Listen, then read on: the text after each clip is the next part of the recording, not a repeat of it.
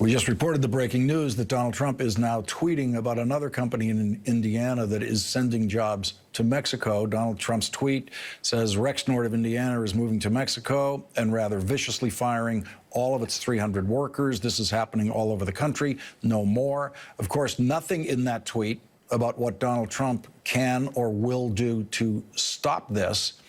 And all of this has Donald Trump in trouble with Sarah Palin, of all people. Sarah Palin has gone rogue.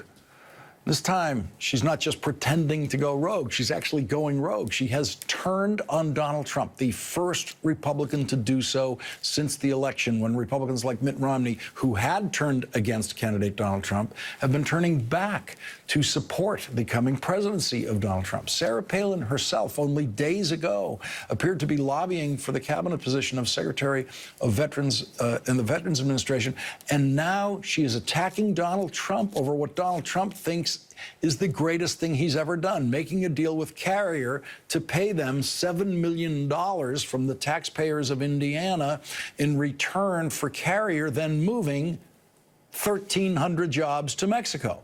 Donald Trump says he got the governor of Indiana, Mike Pence, as future vice president, to make that payment to Carrier because Carrier said there were another 800 jobs that it was threatening to move to Mexico, that it would not move to Mexico if Carrier was paid not to move those jobs. And so the Trump-Pence team came up with the extortion money to save those jobs.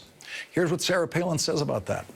When government steps in arbitrarily with individual subsidies, favoring one business over others, it sets inconsistent, unfair, illogical precedent. Meanwhile, the invisible hand that best orchestrates a free people's free enterprise system gets amputated. Then special interests creep in and manipulate markets. Republicans oppose this, remember? Instead, we support competition on a level playing field, remember? Because we know special interest crony capitalism is one big fail. Politicians picking and choosing recipients of corporate welfare is railed against by fiscal conservatives, for it's a hallmark of corruption and socialism. Here is Sarah Palin in January making the opposite case in favor of Donald Trump, that no one has to worry about whether Donald Trump is conservative enough. Now what they're doing is wailing, well, Trump and his trumpeters, well, they're not conservative enough.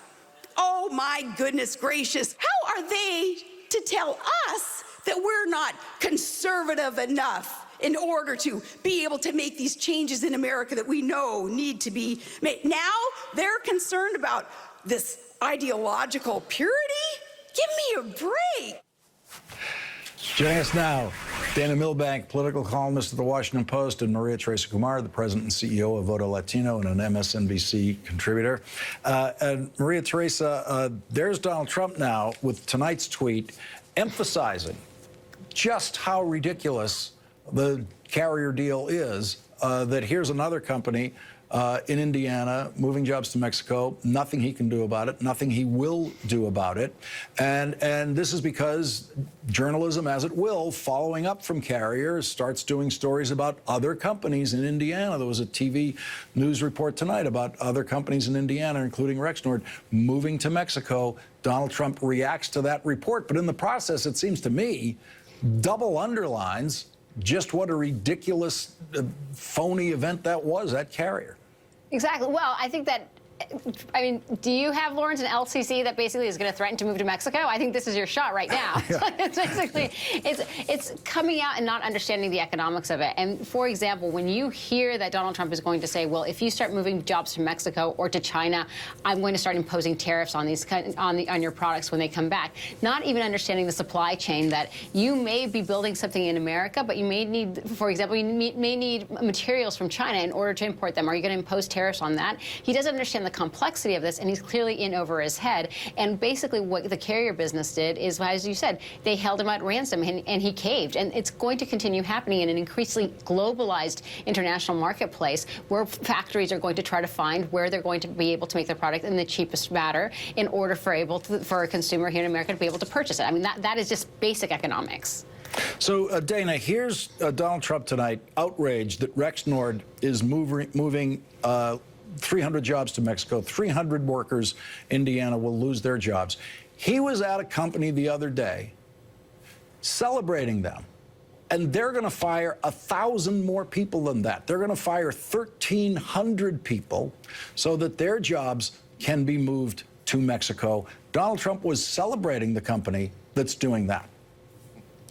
Well, Carrier is still moving jobs to Mexico, and I just wonder if, a couple of years hence, we're going to be talking about Carrier the way Republicans and we were all talking about Solyndra early in the Obama administration.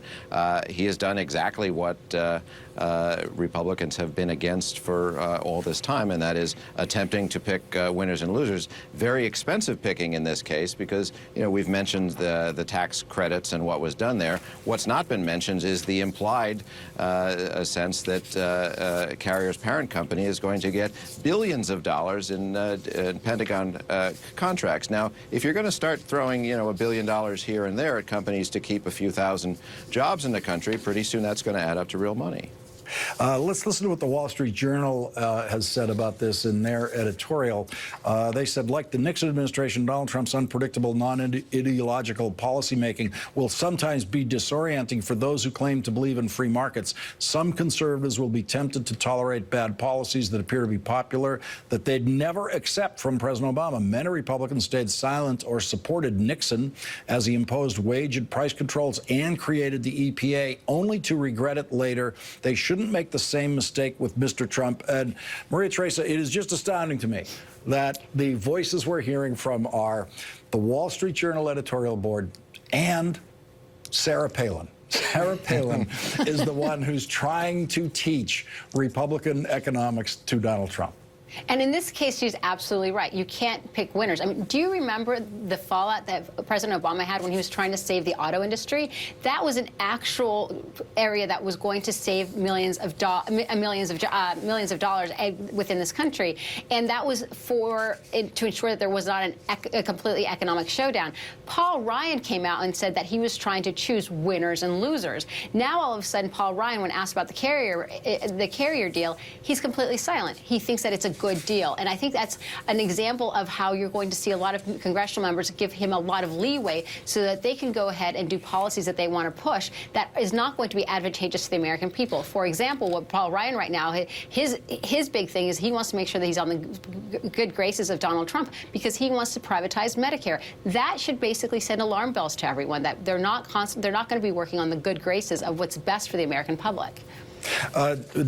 Stephen Moore, an economics advisor to Donald Trump, who did not used to believe any of these things himself, is now telling House Republicans that, well, you're all going to have to be converted to this new Trump version of economics. Forget any of these Republican notions that you've had. Right. Poor Steve Moore. He was from the Libertarian Cato Institute, the most free marketeer of free marketeers, now being in the position of defending the very opposite of this. The problem is, for people who want to defend Trump, you don't know what he's going to do tomorrow. So he was out there blasting Goldman Sachs as the author of all evil for 18 months, and now he's stocking his administration with people from Goldman Sachs. So many people are going to feel disappointed he's broken promises, but one promise he is very clearly keeping is he said he was going to be unpredictable, and it's true. We have no idea what the man is going to do. He's on the horn with Taiwan. He's helping Carrier. He's helping Goldman Sachs. We don't know what's going to come next.